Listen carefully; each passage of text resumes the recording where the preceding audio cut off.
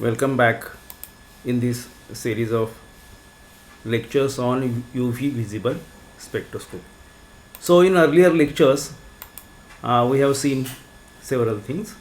We have seen the introduction, Beer-Lambert's law, terms used in UV visible spectroscopy, modes of electronic transitions.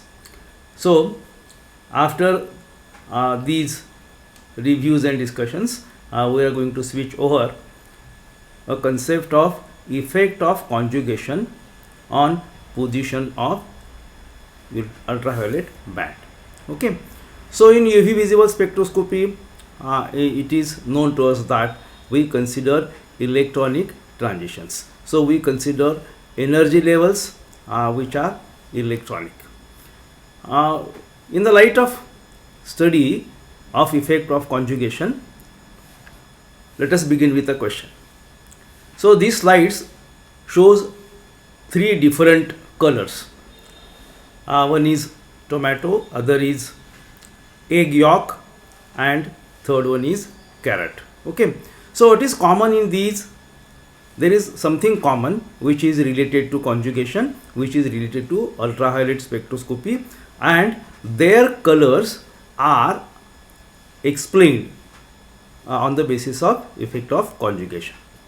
So let us consider the chemical structure of the components which are present in these entities. Okay. So in case of red tomatoes, there is a compound called as lycopene. So lycopene is a red pigment in tomatoes. Then there is the component lutein, a yellow pigment in egg yolks, and beta carotene, an orange component in carrots. So what might each of these molecules have in common?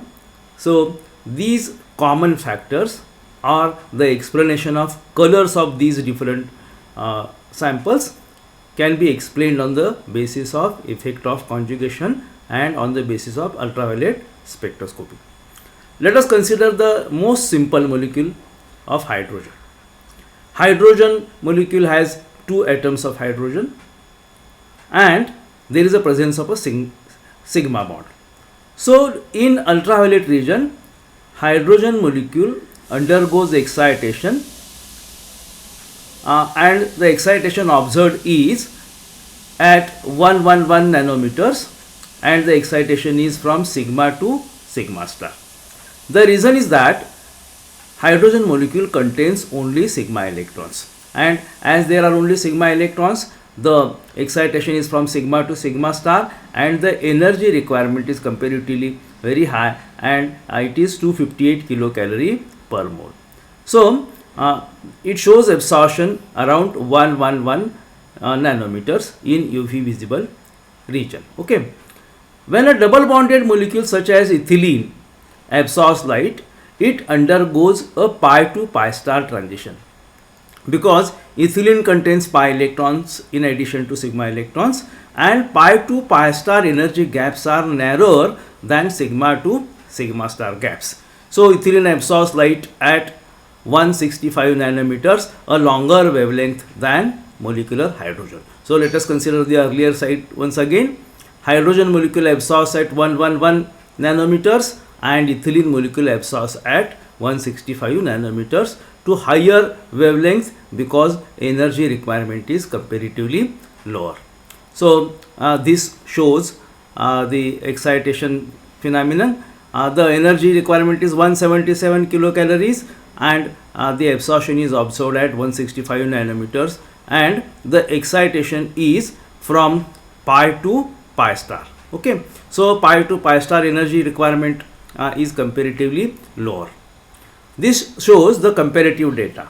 In case of ethane, only sigma to sigma star transitions are observed, and the lambda max is observed at 135 nanometers, and in case of ethylene, there are pi to pi star transitions, and the lambda max is observed at 175 nanometers. So the energy requirement in ethylene is less than that of ethane.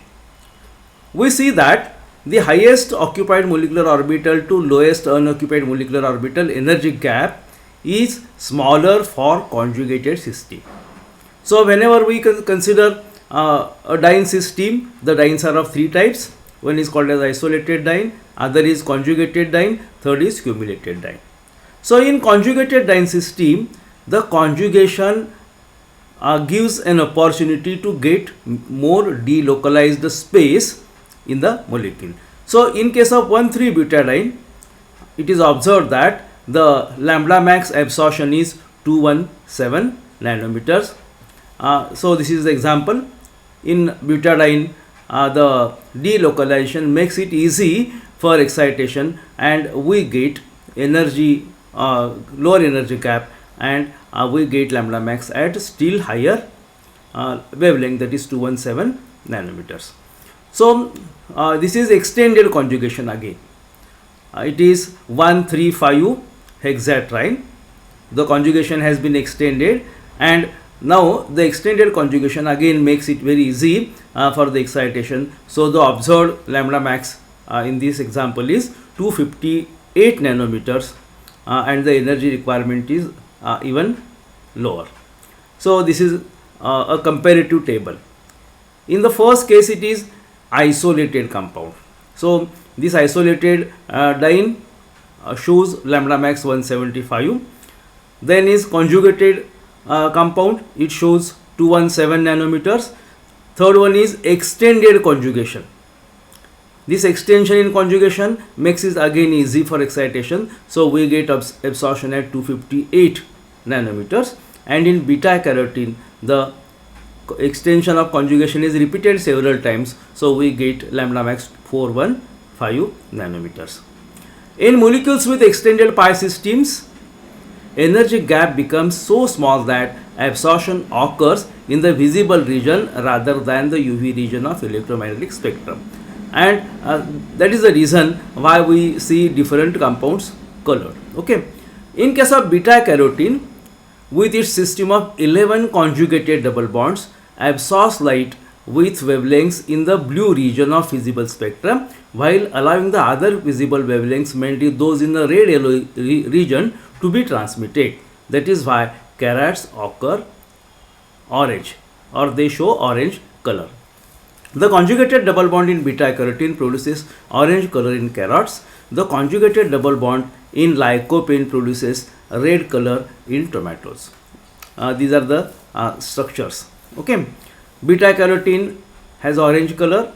It has 11 conjugated pi bonds. These 11 conjugated pi bonds make the absorption which is responsible for orange color. In case of lutein, there are 10 conjugated pi bonds, and it shows one isolated bond. 11th bond is isolated. This isolation makes change in the appearance of color. In case of beta carotene, it was orange. In case of lutein, it is yellow in color. Let us consider this third case. In case of lycopene, that is the component in tomato, there are 11 conjugated pi bonds and 2 isolated pi bonds. So these isolated pi bonds again make change in color, and that color is red in case of lycopene. This is another example for explaining the effect of conjugation. We are going to consider a polyene aldehyde. The value of n can be varied. When n is equal to 1, that is a single double bond is present, then it shows absorption 217. When the double bond is 2, that is there is a presence of conjugation, it is 270. When it is 3, it is 312. When it is 4, it is 343. When it is 5, it is 370. When it is 6, it is 393. And when it is 7, it is 415. The trend is that whenever we extend the conjugation, there is a ease of absorption, and we get lambda max value to higher wavelength, and we get higher Emax values. So after this discussion, you must be able to explain the effect of conjugation in different compounds, and the in a nutshell you can say that conjugation makes it easy for excitation, and therefore due to conjugation there is a shift of absorption to longer wavelengths because the energy requirement is less. So you can write a note on effect of conjugation in the UV visible spectroscopy. So with this, let us stop here. Next time we will continue.